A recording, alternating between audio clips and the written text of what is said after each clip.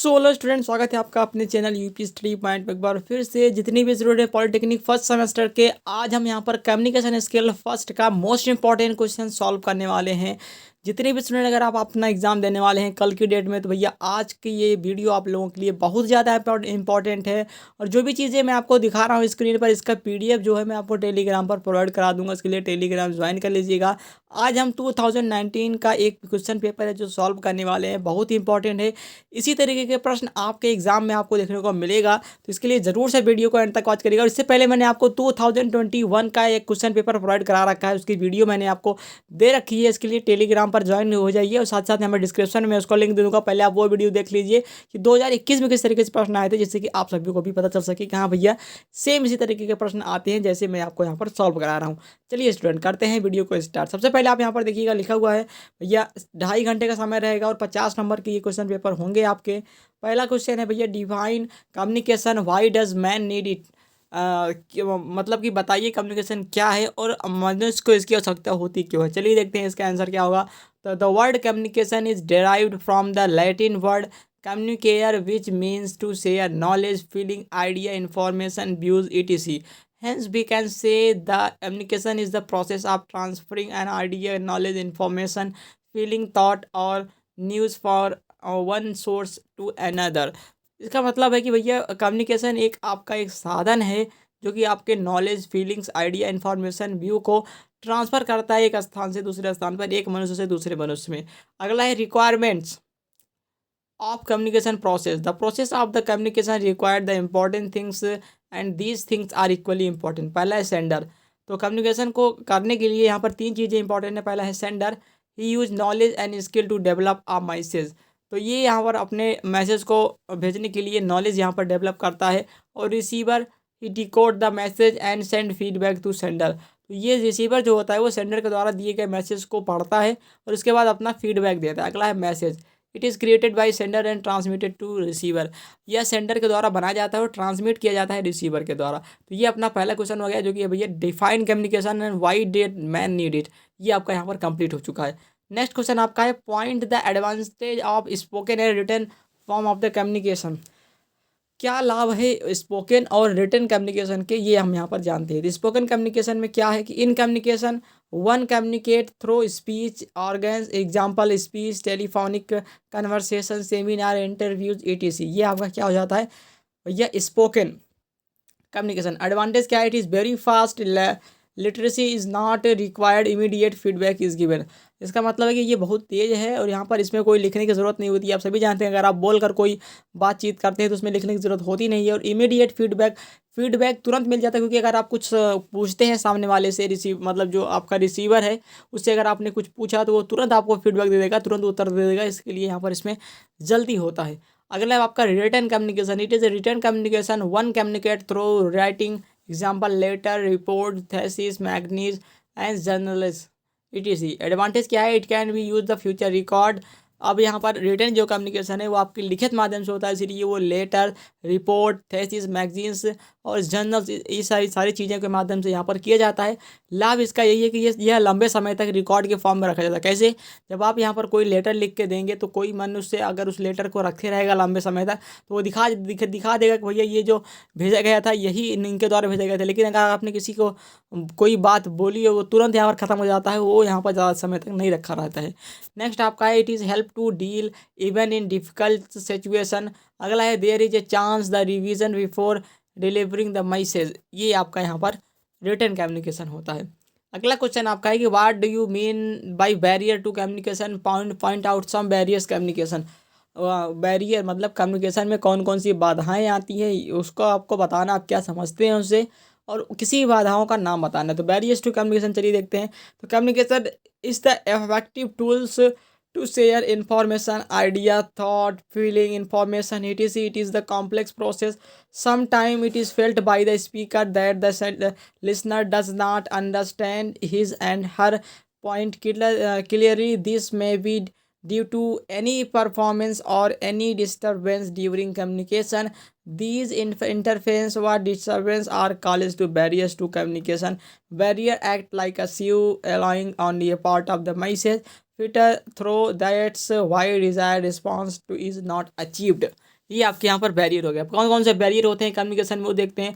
पहला है improper coding, दूसरा है रॉन्ग एजम्पन, अगला है वेरीफाइड परसेप्शन, अगला है categorical thinking, by passing, physical direction, psychological and emotional interference.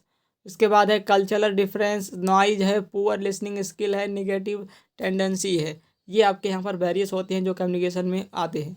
अगला है भैया what should an organisation do overcome its barrier.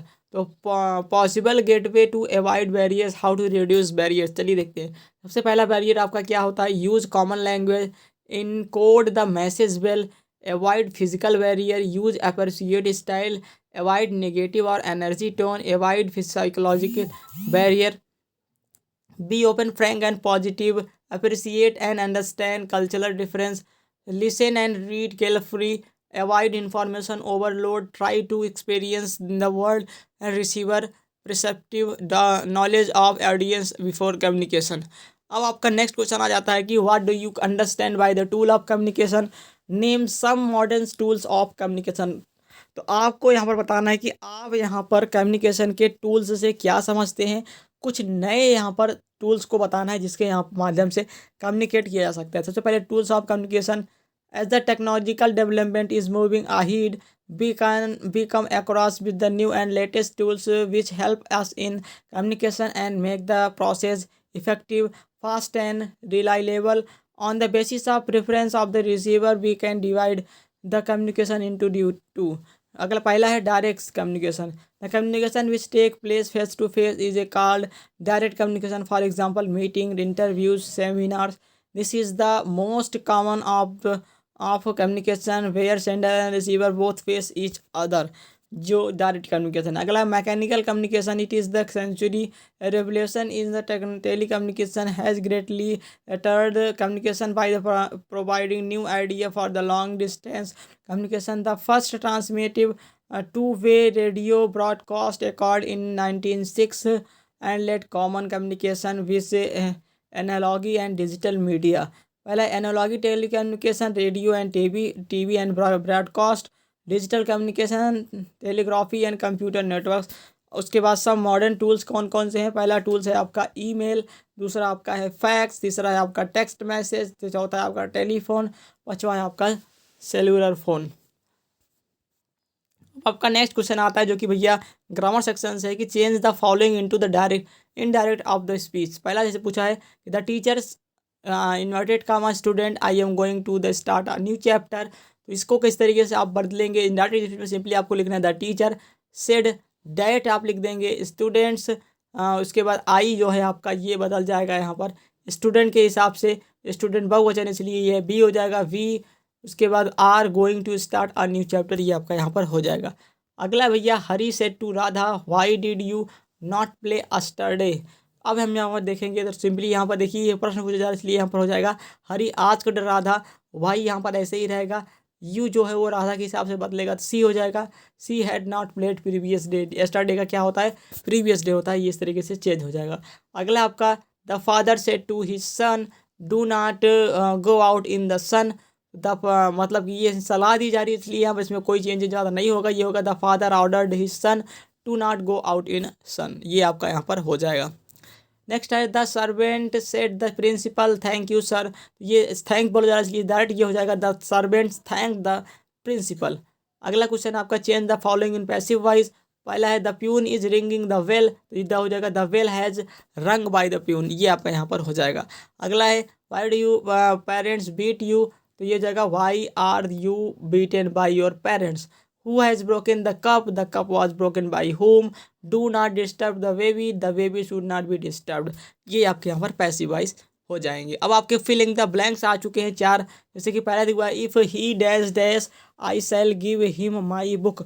कम यहाँ पर लिखा हुआ है तो कम का यहाँ पर आप जानते हैं कि ही जो है वो सिंगुलर नंबर इसलिए फर्स्ट जो इंडेफिनिट टेंस होता है उसमें एस एस लग जाता है तो कम में एस एस लग जाता है कम्स हो जाएगा, तो इसलिए ये हो जाएगा आपका भैया इफ़ ही कम्स, यहाँ पर कम्स भरा जाएगा if he comes I shall give him my book.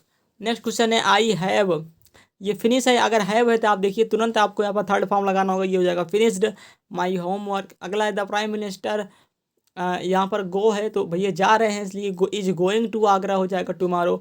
My father is very displease, क्योंकि बी का फॉर्म मैंने आपको सब अभी बताया था कि भैया is am are was were या फिर विल शैले होता है, तो इसमें भी इज ज़्यादा सूटेबल रहेगा, इसलिए सूटेबल के लिए यहाँ पर इज लगा दिया जाएगा।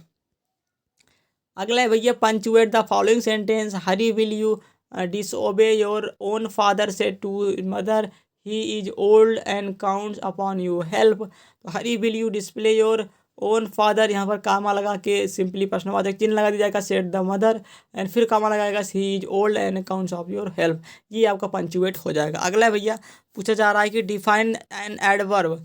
एडवर्ब क्या होती है, इसकी परिभाषा लिख लीजिए। An adverb is a word the modifies verb an adjective an other adverb और इवन होल सेंटेंस, जैसे कि Tom is very tall, the race finish too quickly. ये आपका यहाँ पर इसका कुछ उदाहरण हो जाएगा। अगला भैया आपको पैसेज पढ़ने हैं और उसका सिंपली आंसर दे देना, तो ये आंसर वाला तो मैं आपको दे दूंगा, वैसे पढ़ लीजिएगा। कुछ सिनोनिम्स आपसे पूछा, जैसे कंफर्ट का पूछा है, कंफर्ट माने आरामदायक, ग्रीफ माने दुखी, स्लोली माने धीरे धीरे, क्विकली माने जल्दी जल्दी, ये आपका एंटोनिम्स हो गया। प्लीजेंट इसके यहाँ पर है सुहावना, रसिस्ट माने अच्छा नहीं लगेगा, जहाँ पर आपको बर्बादी वाला सिस्टम हो जाएगा। रून यहाँ पर डी के, रून माने बर्बाद, डी के माने एकदम सही।